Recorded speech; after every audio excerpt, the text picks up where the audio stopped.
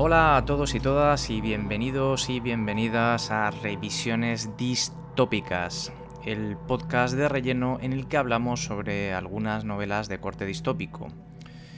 Es este podcast una serie limitada de ya veremos cuántos programas en los que comento novelas o relatos distópicos. Por lo general son relatos o novelas que leí hace mucho tiempo y que he releído. Primero, para ver cómo aguantan el paso de mi tiempo, a ver cómo han envejecido para mí o si se mantienen frescas. Y segundo, pues como ya he comentado, para ser una revisión. Es una relectura que me propongo o que me he propuesto hacer de todas estas novelas que ya hace mucho que leí. En el programa de hoy vamos a hablar de Un mundo feliz de Aldous Leonard Huxley, escrita en el ya lejano 1932. Un mundo feliz es una sátira del momento histórico de Huxley. A Huxley le toca vivir, bueno, yo diría que a todos nos toca vivir siempre momentos convulsos, pero posiblemente el inicio del siglo XX fue uno de los momentos más convulsos en la historia de la humanidad, tanto para bien como para mal, más para mal que para bien. A Huxley le toca el mundo de la posguerra, de la post-Primera Guerra Mundial y sobre todo la aparición de la sociedad de consumo. Huxley era inglés, que no lo he dicho, y bueno, aunque es cierto que los rigores propios de la destrucción de la Primera Guerra Mundial no lo vive Inglaterra, porque no cae... Que yo sepa, no cae ninguna bomba en Inglaterra, más allá de alguna cosa muy puntual y anecdótica. La guerra no va hasta Inglaterra en ningún momento. Sí que sufre pues, las consecuencias de la guerra en términos de inestabilidad social en toda Europa y evidentemente las bajas civiles, y en el que ha aparecido también la sociedad de consumo, que es básicamente otra de las críticas / sátiras sobre las que Un mundo feliz gira alrededor. Pero también es una sátira sobre las revoluciones y los revolucionarios. También habla del conformismo adormecido de la sociedad y de las nuevas técnicas de división del trabajo científico, como las que trajo sobre todo Taylor a principios del siglo XX, pero que perfeccionó Henry Ford gracias a la cadena de montaje. En este sentido, Un mundo feliz funciona tanto como una crítica al capitalismo industrialista como a las revoluciones comunistas, en realidad. Aunque en una primera lectura habitualmente vamos a ver más una crítica al fordismo que posiblemente a los idearios o ideales revolucionarios, y cómo los revolucionarios acaban por traicionar esos ideales tarde o temprano. Se pueden nombrar dos antecedentes de Un mundo feliz que sepamos.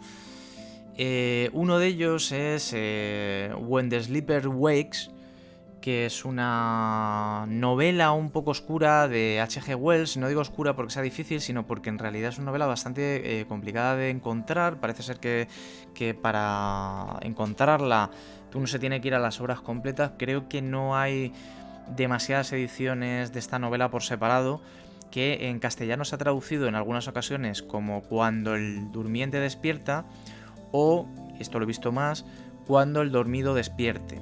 Esta novela trata un tema que, por cierto, es bastante común en muchas historias de ciencia ficción que también son sátiras. La más evidente, lo vais a ver, es la de Futurama. When the Sleeper Wakes trata sobre un tipo que tiene una enfermedad, se queda en coma y despierta en el año 2100. Y en ese año descubre cómo ha cambiado todo, cómo la sociedad es muy distinta.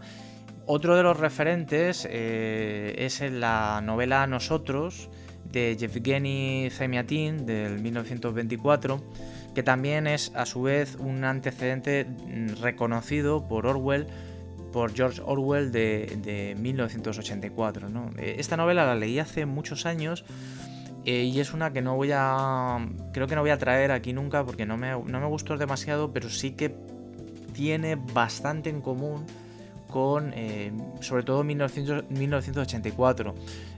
Huxley nunca reconoció la influencia de nosotros, que yo sepa, pero bueno, se pueden ver lugares comunes entre ambas centrarme en novelas. Bueno, Un Mundo Feliz está ambientada en el año 632 después de Ford, en el que, bueno, parece ser que hay un estado único que deberíamos decir que es totalitario, pero en ningún momento se nombra esta palabra en la novela de Huxley, entre otras cosas porque incluso el término totalitario aún no se había inventado. Esto es algo propio de la revisión que se hizo de la historia después de la Segunda Guerra Mundial, en la que aparecen sobre todo el nazismo y el fascismo, y se les consideran estados totalitarios, que esta palabra también se aplica luego pues al comunismo, sobre todo en la época de Stalin en la Unión Soviética, y ahora utilizamos como este tipo de estado que es omnipotente y que se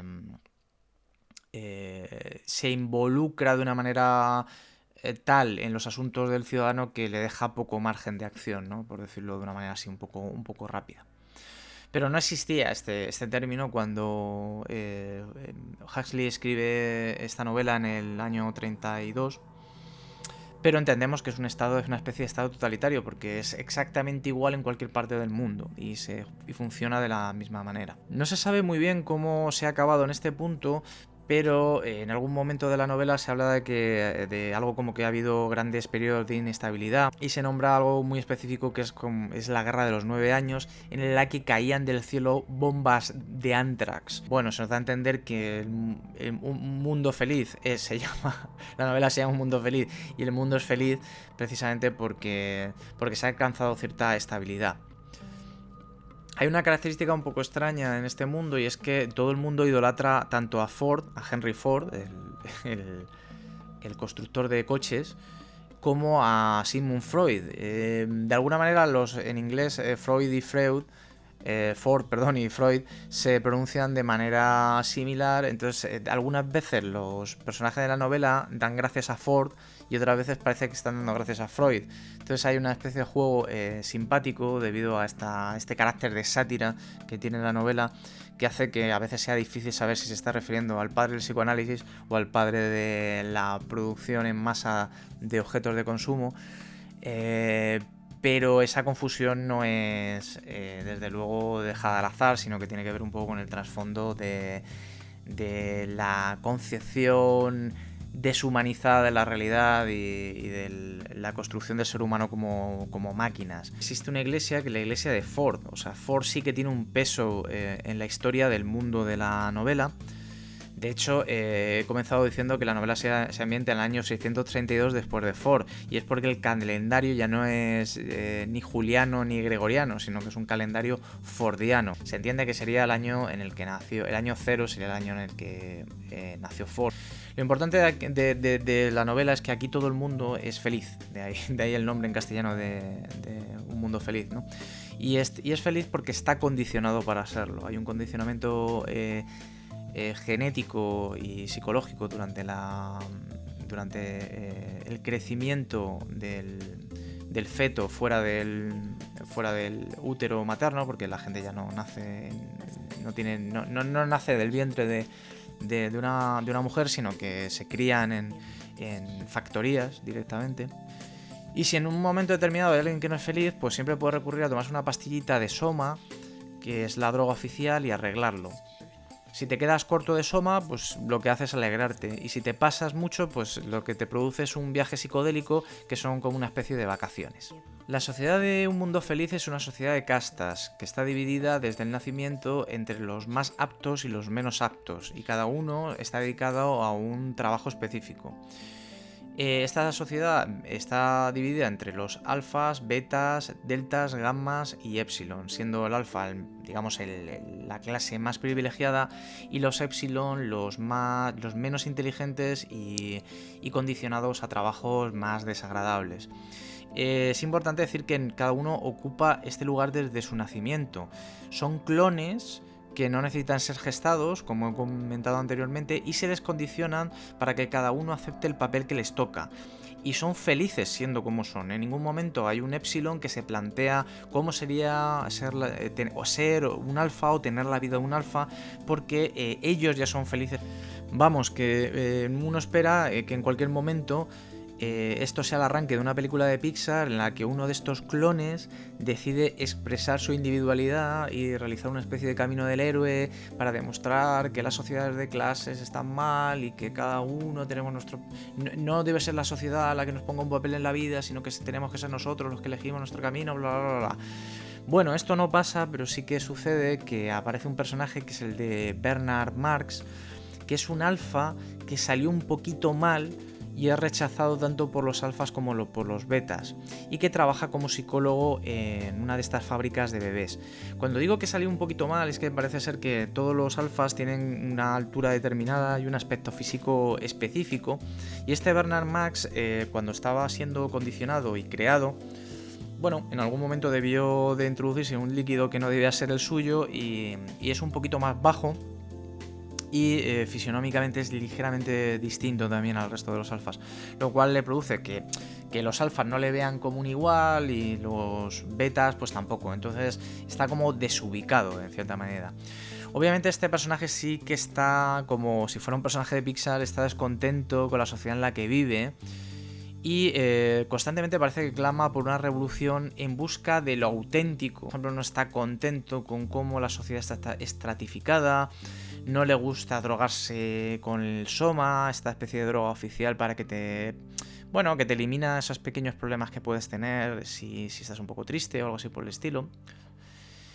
Tampoco quiere tener sexo para aliviarse, sino que busca una relación auténtica, ¿no? Como algo como que, bueno, haya amor entre las personas que tienen sexo, aunque él no lo especifica de esta manera porque parece ser que, bueno, este tipo de cuestiones emotivas han sido de algún modo erradicadas para... precisamente para evitar que las personas sean desgraciadas, ¿no? Aquí todo el mundo es feliz y debe ser feliz.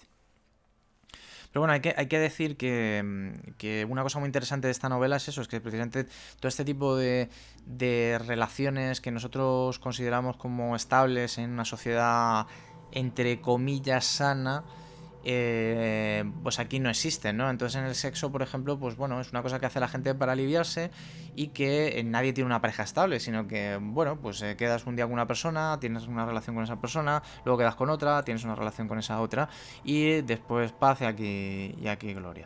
Bernard Marx está obsesionado también con una reserva que hay fuera del estado, o sea, fuera de esta ciudad enorme o este estado entre comillas totalitario en el que se sucede la historia de un mundo feliz, que son lugares apartados en los que han dejado a que la gente viva como se supone que se vivía antes de las guerras. En concreto está obsesionado con un sitio que se reconoce con el nombre de Malpaís. Bueno, hasta ahora hemos visto que aparecen los tópicos relacionados con las distopías clásicas. Aparece el héroe, entre comillas, que se opone al sistema, un régimen totalitario, aunque no se llame así, y por supuesto pues las drogas que el propio Estado suele ofrecer para mantener a la población de alguna manera calmada o dentro de unos márgenes establecidos.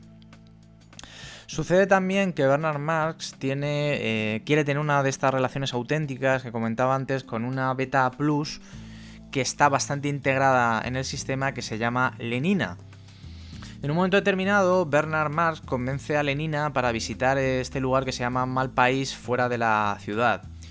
A nadie se le escapa que ella se llama Lenina y él se llama Marx, que es algo como muy obvio, pero bueno, está muy bien visto, o fue muy bien visto por Miguel Luis Álvarez, que bueno, ya aprovecho para traerle aquí a este podcast, que es una persona que tiene un canal de YouTube que creo con este mismo nombre, Miguel Luis Álvarez, ¿no? Como teniendo en cuenta un mundo en el que todos los canales de YouTube tienen nombres rarísimos, este tiene un nombre como su propio nombre. Que era un canal de YouTube que está bastante bien, que yo creo que ya está difunto porque hace mucho tiempo que no sube nada, pero bueno, yo lo recomiendo si os gusta la ciencia ficción y las novelas de este tipo porque hace unos comentarios bastante agudos. De hecho, algunos de los comentarios que hago aquí, bueno, están inspirados en sus propias críticas porque creo que es muy, muy acertado. El caso es que tanto Bernard como Lenina acaban por llegar a esta reserva, a este Malpaís.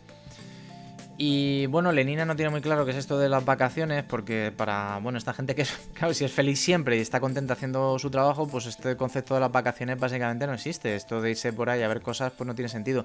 La gente lo que suele hacer de vacaciones es tomarse mucho soma y hacer un viaje psicodélico y Santas Pascuas y luego volver al trabajo.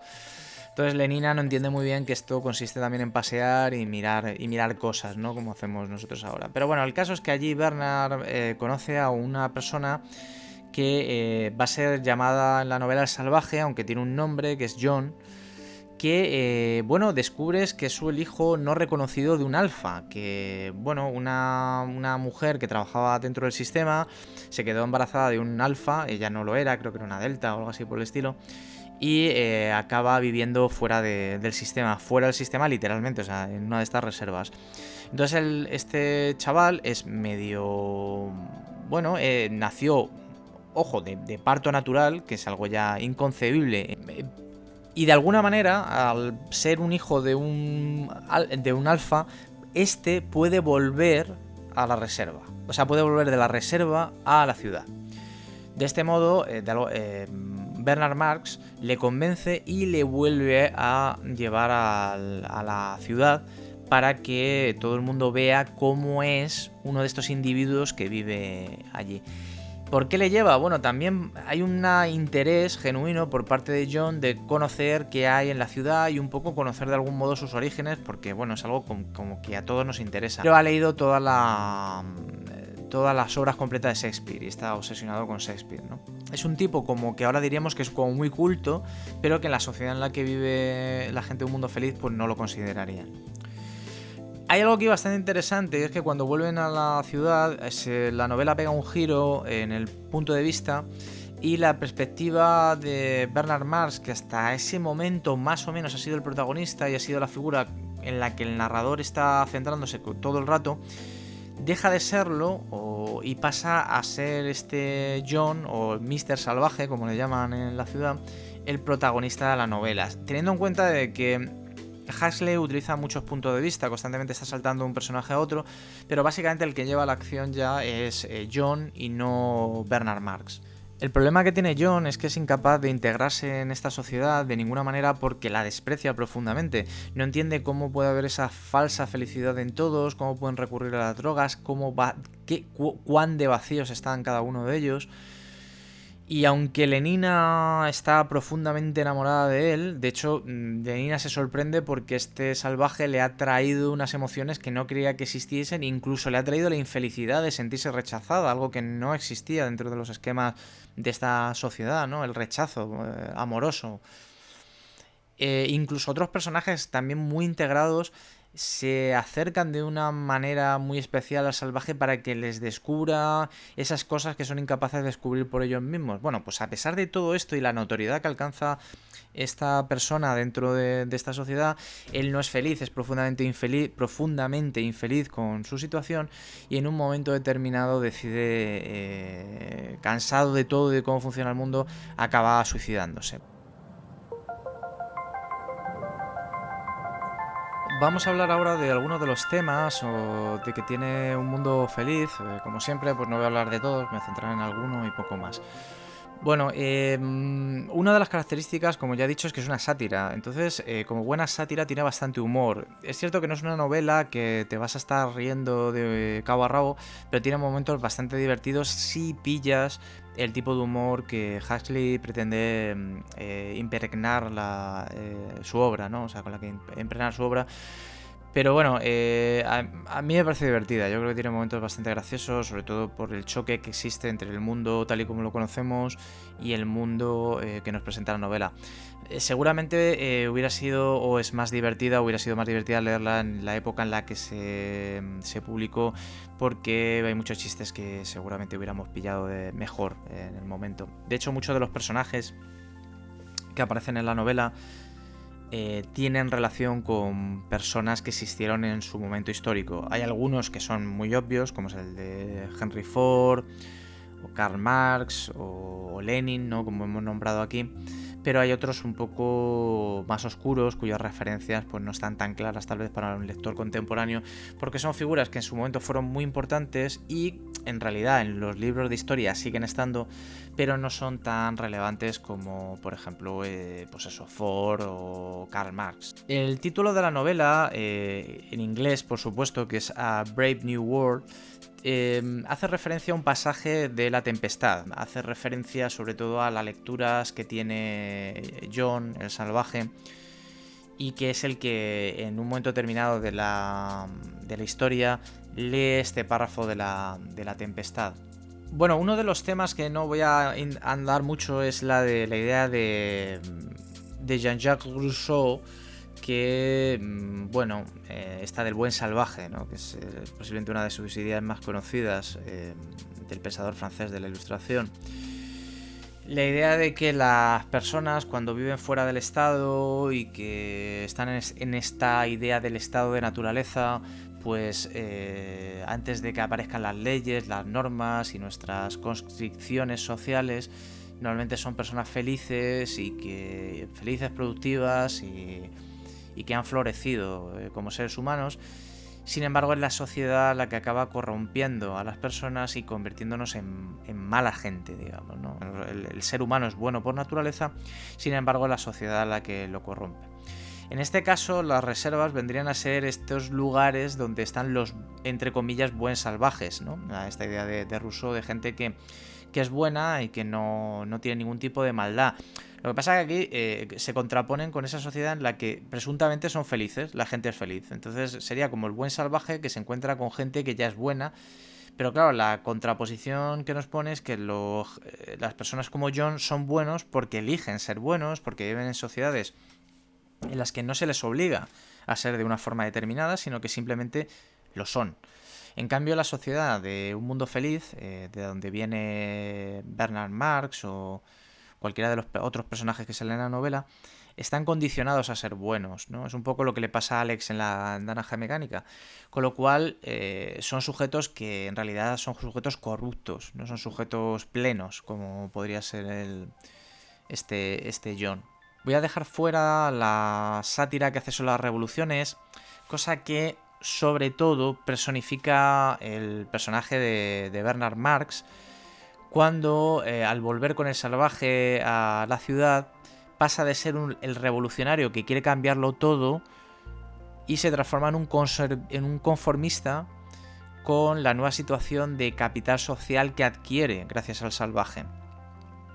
Pasa a consumir soma, tiene un montón de parejas, en fin, se vuelve adicto a esta notoriedad y reconocimiento que es la moneda de cambio que hace que alguien pase de ser un revolucionario a formar parte del establishment, ¿no? Es como nos tientan en realidad siempre, ¿no? Es el revolucionario que en el momento en el que empieza a recibir una paga, digamos, por parte del establishment y comprueba que se vive muy bien cuando esa paga es razonable, bueno, ya estos valores revolucionarios de la noche a la mañana desaparecen, porque en realidad nunca quiso una revolución, sino lo que pretendía es adquirir notoriedad y reconocimiento. Decía antes que me centraré en la sátira de la organización laboral taylorista o el Fordismo como división científica del trabajo, como digamos como el tema más relevante o tal vez más actual de toda la novela.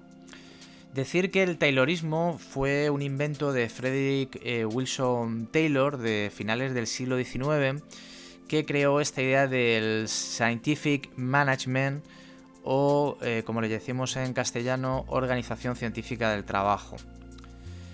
La propuesta de Taylor es que él podría demostrar cómo organizar una empresa para que ésta fuese más productiva mediante un método que él consideraba científico.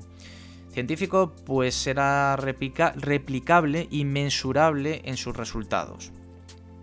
También es científico, y aquí lo entrecomillo, porque aplica la racionalidad a la división tradicional del trabajo.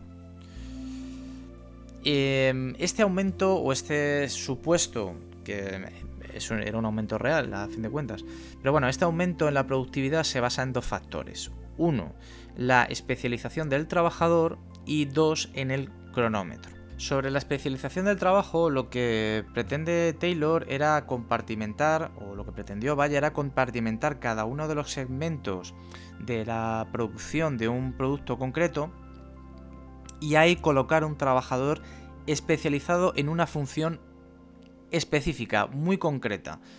Por ejemplo, darle una palanca.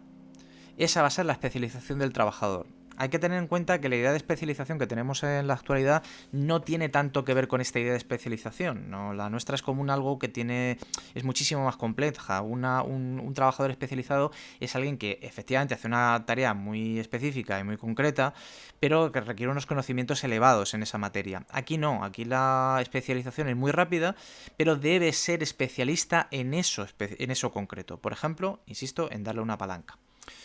Teniendo esto en cuenta, tendremos una cadena de personas que lo que van haciendo es estar especializados en algo concreto y al final de esa cadena pues aparecerá el producto manufacturado. La segunda parte de esta organización científica es el cronómetro, es algo fundamental y es la idea de cuánto tarda el trabajador especialista en hacer su función. Lo que hace el cronómetro es medir cuánto tarda. De esta manera, lo que podemos saber es si el trabajador X tarda T en hacer su labor. Al final del día vamos a tener que hemos producido una cantidad específica y concreta de ese mismo producto. ¿Qué significa esto? Que si conseguimos optimizar el trabajo especializado de ese trabajador concreto, aceleraremos la producción y al final del día tendremos más productos. De ahí que la medición del tiempo en segmentos es fundamental para entender el Taylorismo. Lo peor del Taylorismo es que funciona. O sea, en realidad sí aumenta la productividad o casi siempre la aumenta. Pero desde luego sí que la aumentaba en los albores del siglo XX y catapultó lo que fue la idea de la cultura del consumo de masas. Sería imposible la cultura del consumo de masas sin el Taylorismo. Lo que pasa que cuando Taylor lo propone en el siglo XIX no acaba de cuajar esta idea, sino que hasta la primera década del siglo XX esta idea no llega a su apogeo y llega con Henry Ford, que es el que aplica de una manera perfecta las ideas que ya estaban en Taylor. Y además Henry Ford inventa algo que no está en Taylor, pero que se da a entender en Taylor, que es la cadena de montaje. ¿Qué problema fundamental, aparte de otros muchos que tienen que ver incluso con la parte empresarial del Taylorismo, pero cuál es el problema fundamental que tiene el Taylorismo? Bueno, que funciona, efectivamente, pero funciona a costa de convertir al trabajador en una pieza de la maquinaria del capitalismo, o de la máquina del capitalismo, y como pieza, por muy especialista que sea, puede ser sustituida en cualquier momento. Si los tiempos están tan perfectamente medidos para conseguir un nivel óptimo de productividad, significa que cada uno de nosotros tiene que cumplir una tarea en un tiempo determinado. Y esto básicamente es transformar a la gente en máquinas. Esta idea de que el trabajador se puede aumentar la productividad si medimos los tiempos del trabajador está muy asociada a la idea que tenemos del trabajo como esclavitud. Y algunas empresas lo siguen haciendo. Caso que se ha criticado mucho, por ejemplo, es el de Amazon, o por lo menos ha trascendido mucho a la prensa, ¿no? Esta idea de que los trabajadores, cuanto menos se muevan de su puesto de trabajo, aunque ya sabemos que en Amazon se mueven mucho porque tienen que recorrer un montón de pasillos, pero técnicamente la idea es que cuanto más tiempo pasen estando dentro de las instalaciones haciendo su trabajo, y un trabajo muy específico en el que tienen que tardar un tiempo concreto, la productividad y la cadena va a funcionar. El asunto está, porque ya me parece que me estoy desviando mucho, pero lo que hace o lo que cuenta Un Mundo Feliz es la idea de llevar el Taylorismo y convertirlo en ingeniería social, es decir, trasladarlo a toda la sociedad, no solamente a la producción de objetos de consumo, sino que llevarlo a cualquier otra, ¿no? En cierto modo lo que sucedió en la realidad, ¿no? El Taylorismo transformó cómo son nuestras relaciones humanas y cómo entendemos la organización social, porque la organización del trabajo, en realidad, esa organización taylorista fue luego importada al resto de organizaciones e instituciones sociales en las que vivimos actualmente. Pero bueno, pero no llega al extremo de ciencia ficción que sucede en la obra de Huxley, ¿no? En el que la cadena de montaje y la cadena de producción comienza ya desde el nacimiento mismo, ¿no? Donde ya los niños son condicionados para que sean ese engranaje perfecto que no puede fallar para que la sociedad sea perfecta y feliz, no haya ningún disenso. De hecho, en uno de los momentos más lúcidos de la novela, Huxley nos dice en boca de un personaje que Ford hizo mucho por sustituir el énfasis en la verdad y la belleza y lo transformó en la comodidad y la felicidad. Esto es muy interesante porque esto de sustituir la verdad y la belleza, porque es algo como uno de los grandes ideales del ser humano, ¿no? Encontrar la verdad en las cosas y la belleza, la aspiración a lo bello como lo ideal, por otras dos cosas que son mucho más interesantes y que crean menos quebraderos de cabeza, que son la comodidad, que más da la verdad, donde sí uno puede estar cómodo, y sobre todo la felicidad, ¿no? Porque la belleza incluso nos puede llevar a la tristeza, pero la felicidad como fin absoluto, pues bueno, es muchísimo más deseable, ¿no? Entonces yo creo que aquí acierta muy bien Huxley en ver lo que estaba pasando y de algún modo todavía somos herederos de ese mundo, de este mundo de las comodidades, de las commodities y de la felicidad. Y que de algún modo hemos abandonado estos conceptos de verdad. El de belleza es un poco tal vez un poco absurdo, ¿no? Tal vez ahora. Pero el de verdad sí que es... con todo este asunto, por ejemplo, de la posverdad, lo hemos visto que la verdad es menos relevante de lo que pensábamos. De hecho, el mundo de A Brave New World es tan perfecto en términos fordistas que, como ya digo, desde el nacimiento uno ya está en la cadena de montaje, pero también en la muerte forma parte de la cadena de montaje porque se aprovecha todo. O sea, el ser humano incluso cuando muere tiene que seguir siendo productivo de alguna manera.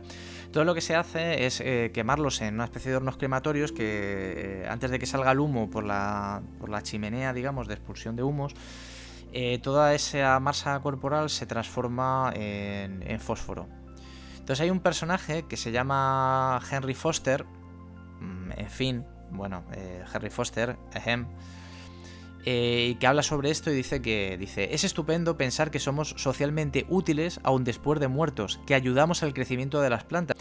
En ese momento este Henry Foster está con Lenina y Lenina ve algo que Foster parece incapaz de ver, ¿no? Y es que el fósforo del cadáver de un alfa es tan bueno para el crecimiento de una planta como el fósforo de un épsilon, ¿no? De alguna manera esa respuesta irónica de...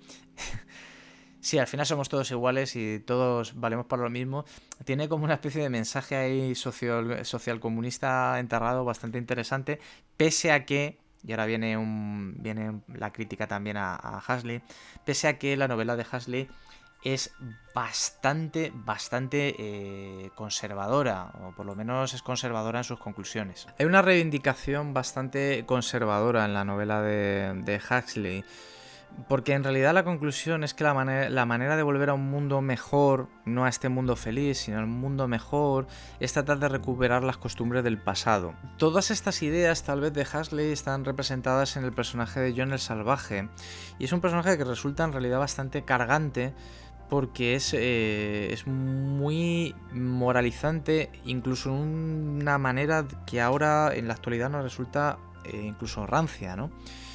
Es como si la imagen que tenemos de Bertín Osborne fuera soltada en una fiesta de poliamorosos.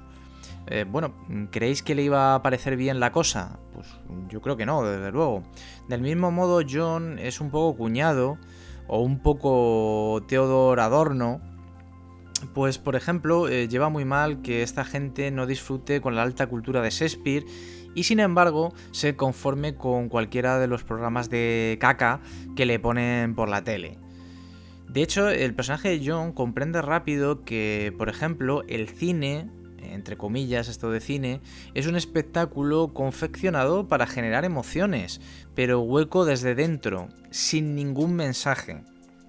Bueno, esto tiene su lógica, porque, por ejemplo, las grandes tragedias como Otelo, que le gusta mucho al personaje de John, tiene su núcleo en la inestabilidad social. Si todo el mundo es feliz, o vive en una sociedad en la que todo el mundo es feliz y no se puede ser de otro modo, ¿cómo van a entender la propuesta que se les transmite a través de una obra tan compleja como Telo, que nace precisamente de esta infelicidad? John prefiere ser desdichado que a tener una felicidad falsa como el resto de personas de este mundo tiene.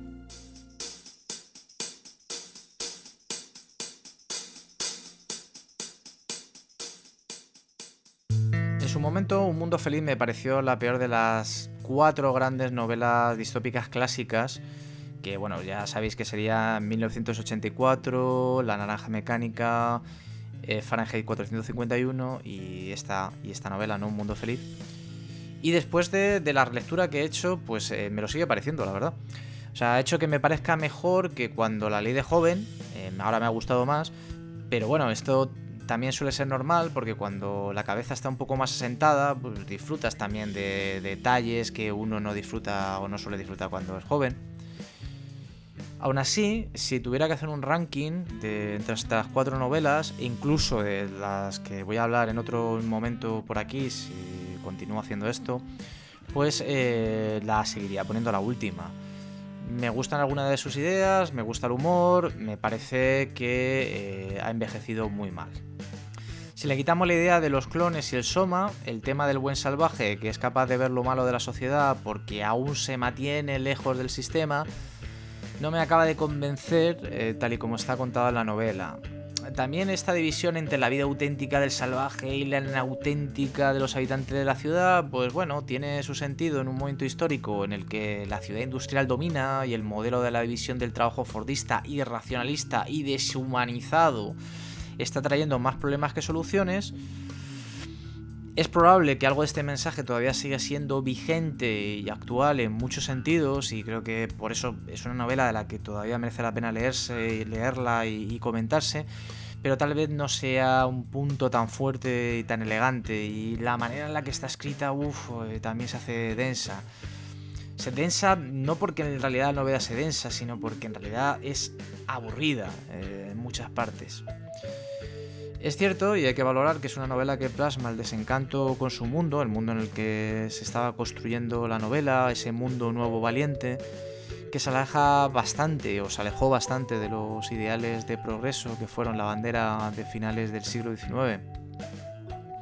Igual, lo que más me interesa de Un Mundo Feliz es la reflexión que hay sobre el arte en un mundo en el que no hay desdicha, puesto que gran parte del arte que producimos y conservamos surge precisamente de la tragedia, de la capacidad que tenemos como seres racionales de ser conscientes de que vivimos en un mundo imperfecto que nunca va a dejarnos ser felices de una manera plena.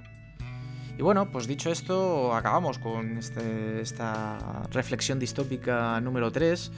Y nada, pues lo que os digo siempre, si os ha gustado, pues le dais al like, o lo recomendáis, o lo compartís, o suscribís, o lo que veáis oportuno, que os parezca bien. Y bueno, ante todo y sobre todo, tratar de ser felices, y si tenéis que recurrir al soma, bueno, más he perdido en la guerra de los 9 años.